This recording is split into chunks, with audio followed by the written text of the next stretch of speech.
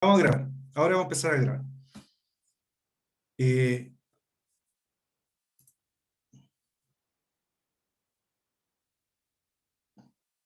no, si no me voy a poner a llorar, si ¿cómo me voy a poner a llorar si esta historia es antigua. Ahora, no, estamos en otra ahora. No, pero es verdad.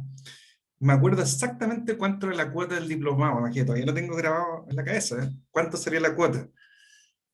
Y todos me decían, ¿para qué te vas? Pues quédate en Temuco nomás, quédate en Temuco nomás, si aquí te va a salir pega, si aquí hay red de contacto. Yo dije, pero aquí para trabajar en el estudio jurídico, aquí explotado. No, vamos a ganar experiencia, estudiar.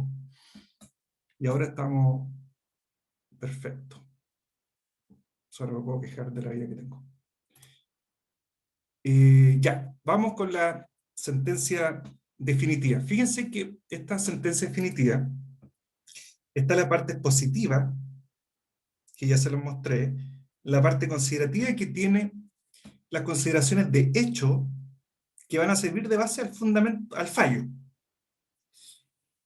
Y como toda sentencia, sentencia definitiva, que eso es lo que estamos viendo ahora, deben tener las consideraciones de derecho, es decir, cuál es la normativa que se le aplicó al caso concreto. Y finalmente, el orden en el cual deben consignarse las consideraciones de hecho y derecho, eso todo lo dice el autoacordado. Pero lo importante es que ustedes identifiquen nomás lo que debe contener la sentencia definitiva. ¿Por qué?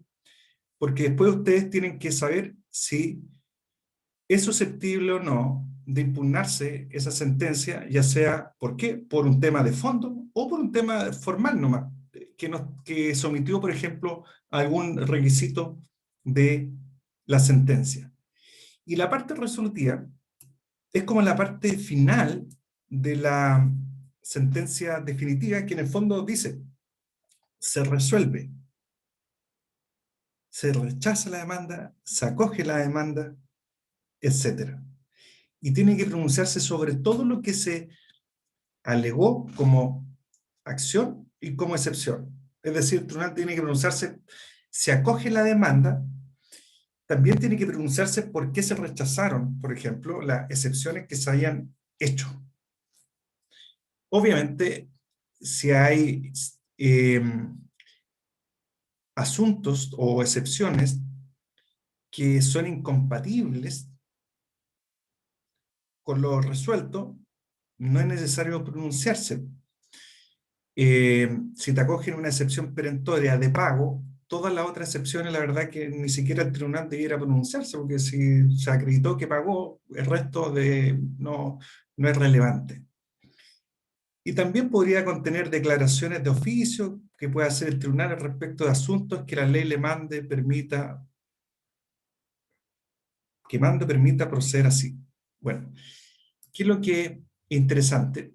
Mire, esto, yo la verdad que preguntar cuáles son los requisitos de la sentencia definitiva, la verdad que es muy básico preguntar eso, una prueba, pero sí esto cobra importancia, es la norma del artículo 160 eh, del... ¿Qué es lo que me apareció acá? Ah, otra cosa que está viendo.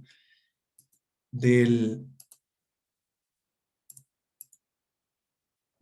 Espera un poquito que les voy a mostrar el Código de Procedimiento Civil, que tiene que ver con el mérito del proceso. Ustedes seguramente han escuchado hablar del mérito del proceso. Ahí está el mérito del proceso, en el artículo 160.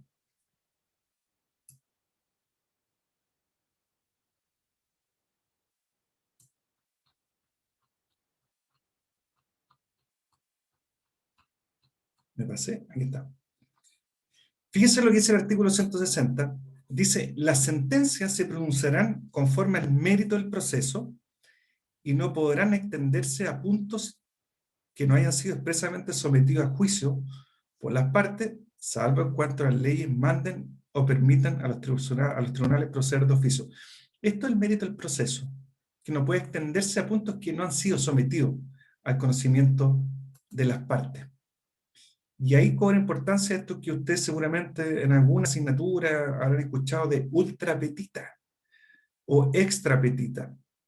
Es decir, cuando se extiende, en el fondo cuando se falla fuera del mérito del proceso.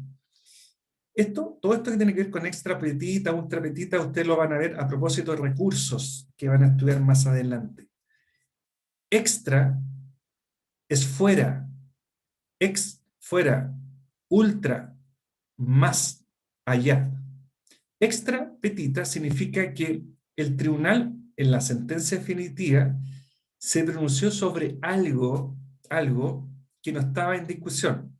Por ejemplo, si yo demando por indemnización de perjuicio por la suma de 100 millones de pesos por daño material, el tribunal lo único que puede pronunciarse es sobre esos 100 millones de pesos.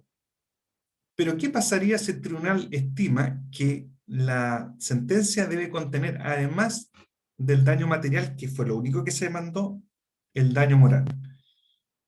Se estaría pronunciando sobre algo que está extra, fuera de lo que se pidió. Por lo tanto, ese fallo es impugnable. Esa sentencia definitiva es impugnable. ¿Por qué? Por extra petita.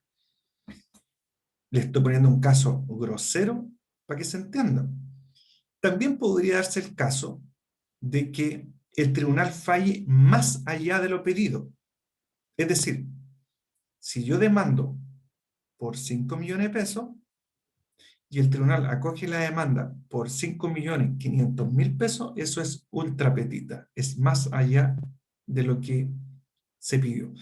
Esto tiene que ver con, a propósito del recurso de casación, que se los nombro nomás, pero eso después ustedes van a estudiar un semestre todo lo que tiene que ver con la casación.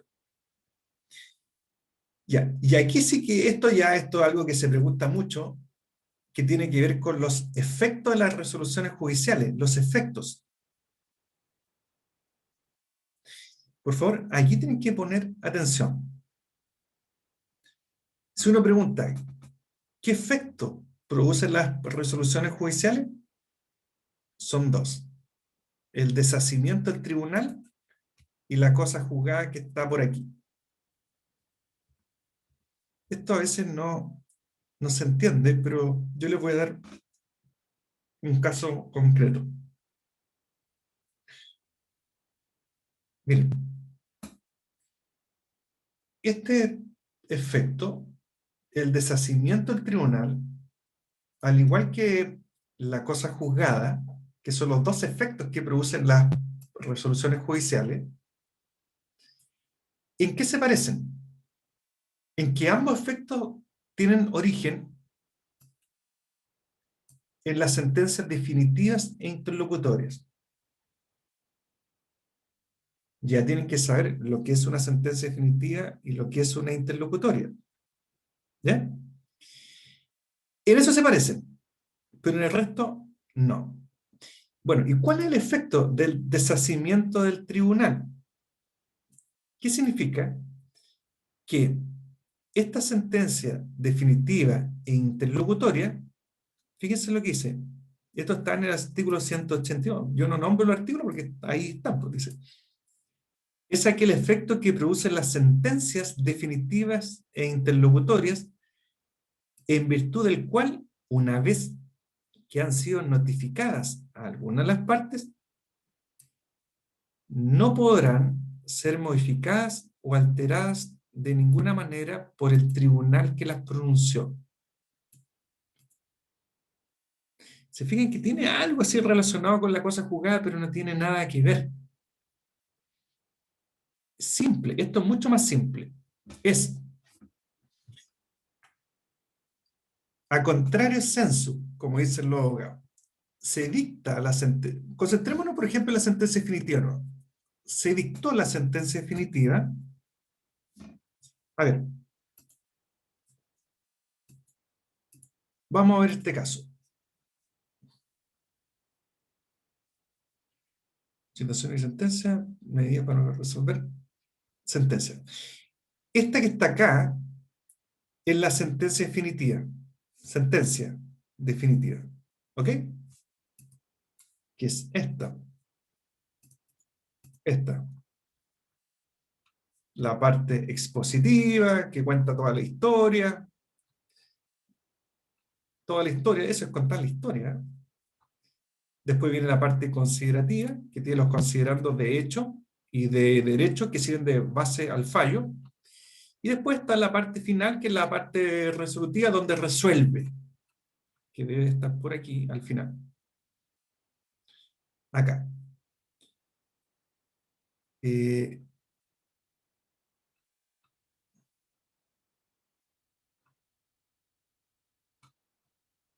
Acá está. Dice que se condenará al demandado al pago de las costas. Acá, esto. Esta es la parte considerativa. Cuando ustedes vean la palabra se resuelve, es que se acoge la demanda interpuesta, que la demanda deberá restituir el inmueble, que se acoge la demanda. Bueno, esto es la parte resolutiva. Ya, se dicta la sentencia. ¿En qué consiste el deshacimiento del tribunal? Esta sentencia se dictó el 14 de junio de 2017. ¿Ya? Esta sentencia definitiva, me aparece 10 minutos para terminar, bueno, no importa. Sentencia definitiva se dictó el 14 de junio de 2017. Y esta sentencia se notifica por cédula, es decir, se va al domicilio de las partes y se le deja la sentencia. Obviamente se necesita más cosas, pero para que se entienda, le deja la sentencia impresa, se la dejan ahí. Esa es la notificación por cédula, en el domicilio. Y, si ustedes se fijan, la notificación de la sentencia se hizo el 21 de julio a una de las partes y a la otra se practicó el 11 de agosto. ¿Por qué? Porque aquí dice notificación. ¿Sí? ¿Se fijan? Notificación. ¿Qué significa el deshacimiento del tribunal? Que esta sentencia definitiva, una vez que se dictó, el tribunal, el propio tribunal, puede modificarla. Pero tiene un límite. ¿Cuál es el límite? Hasta la primera notificación. Es decir, si se notificó el 21 de julio, a la primera parte, el hecho de que la haya notificado a alguna de las partes, es decir, en este caso el 21 de julio, ya el tribunal no la puede modificar. No es que necesite estar ambas notificadas a las partes, sino a alguna de las partes. Eso es lo que dice la norma, en virtud del cual, una vez que ha sido notificada a alguna de las partes, no se necesita ambas, a alguna, ya no la pueden modificar o alterarla. ¿Se fijan? Por lo tanto, sí podría modificarla del 14 de junio al 20 de julio. A ver, enero, febrero, marzo, abril, mayo, junio. Julio. Podría modificarla desde el 14 hasta el 20 de julio. ¿Por qué? No tiene que fundamentarla. Si quiere la modifica. ¿Por qué? Porque se cambió, analizó bien la sentencia, etc. Puede ser cualquier motivo. Notificada algunas partes, ya no la puede modificar. ¿Se entendió? Eso lo produce la sentencia definitiva interlocutoria, no así un decreto o un auto. Eso se puede modificar, pero esa es otra materia de recursos. ¿Dudas? ¿Consultas? Profe, Profe, cuando se refiere a modificar, ¿se refiere como a cosas de fondo? Todo lo que O quiera. sea, Puede hacer lo o que sea, quiera. Puede hacer lo que quiera. Se fijan, miren, si uno se va al mismo Código de Procedimiento Civil, todas las normas hay que relacionarlas. Dice, a propósito de las notificaciones, dice el artículo 38, las resoluciones judiciales solo producen efecto en virtud de notificación hecha con arreglo de la ley. Es decir, la notificación le da eficacia a la resolución. Si no está notificada, no produce efecto alguno. ¿Se fijan? Se relaciona con la otra norma. Si se notifica, ya no puede modificarse. ¿A quién? A cualquiera de las partes. Alguien me iba a preguntar algo, a ver. Sí, profe, el tribunal tiene que en la nueva sentencia especificar que la modificó. No, no, derechamente la cambia, no la saca. Si no está notificada, la puede cambiar, modificar. En la práctica, esta sentencia que ustedes la ven acá y la abren,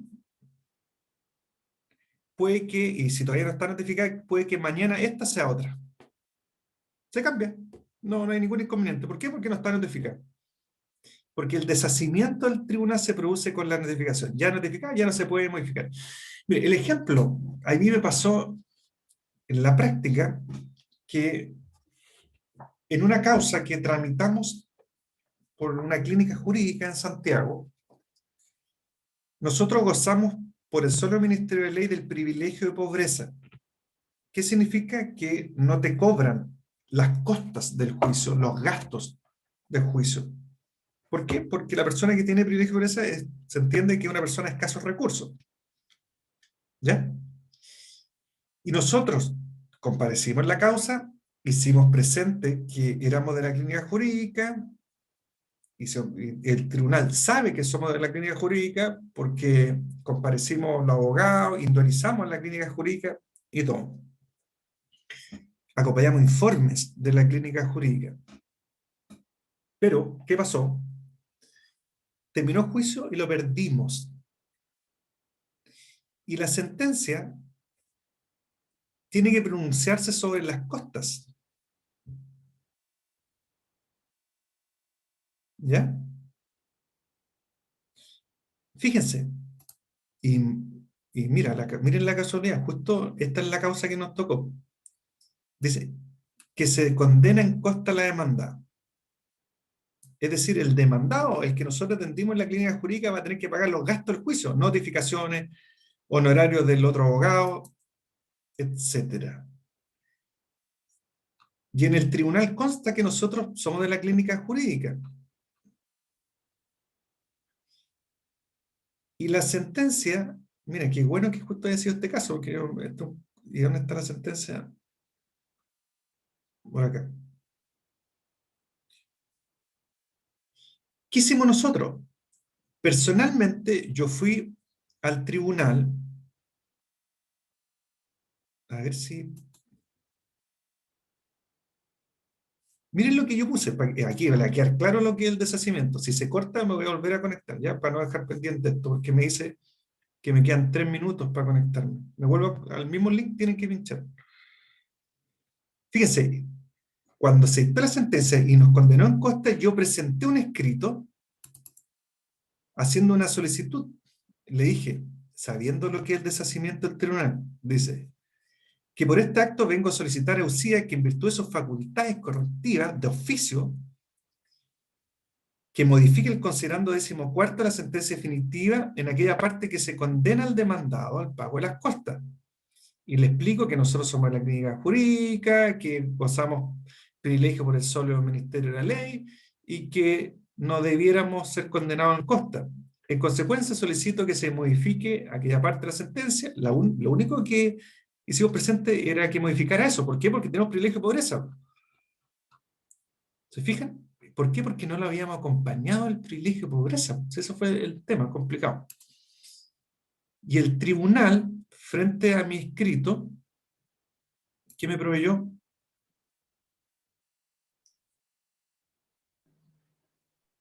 Fíjese lo que me proveyó. Dice, a la presentación de Foja 18, atendido que la sentencia no fue recurrida, es decir, no se presentó apelación, y no existen errores numéricos que se puedan rectificar, y constando que el certificado de privilegio de pobreza fue acompañado con posterioridad. ¿Por qué? Porque yo acompañé con posterioridad al fallo el privilegio de pobreza, yo lo acompañé, pero el tribunal me dice no, no al lugar. ¿Por qué? Porque no se presentó apelación y además lo presentó fuera de plazo, lo dictó después de la sentencia. ¿Qué significa eso? De que el tribunal, aunque sepa que físicamente ya tiene el privilegio de pobreza, porque yo lo presenté, aunque el tribunal sepa que está el privilegio de pobreza acompañado en la causa, el tribunal no puede modificar la sentencia definitiva. ¿Por qué? Se fijan aquí, yo acompañé privilegio pobreza, lo acompañé posterior a la sentencia, pero fue posterior a la sentencia. ¿Y qué significa eso? Que el tribunal no me pudo modificar la sentencia definitiva. ¿Por qué? Porque ya estaba notificada a alguna de las partes. ¿Y qué tuve que hacer yo? No me quedó otra que presentar una apelación diciendo que no tenemos privilegio de pobreza, y se presentó a la Corte de Apelaciones, y la Corte de Apelaciones me accedió a modificar. ¿Por qué? Porque tengo privilegio de pobreza. Pero fue la Corte de Apelaciones la que modificó, pues el tribunal de primera instancia no podía. Eso es el deshacimiento del tribunal. ¿Se fijan? No pudo modificar el tribunal, ya la dictó. Se puede modificar, sí, pero por una apelación. Eso es. Se va a cortar, parece, porque me dice que queda menos de un minuto. Después, en el PowerPoint hay excepciones a este principio de deshacimiento, que obviamente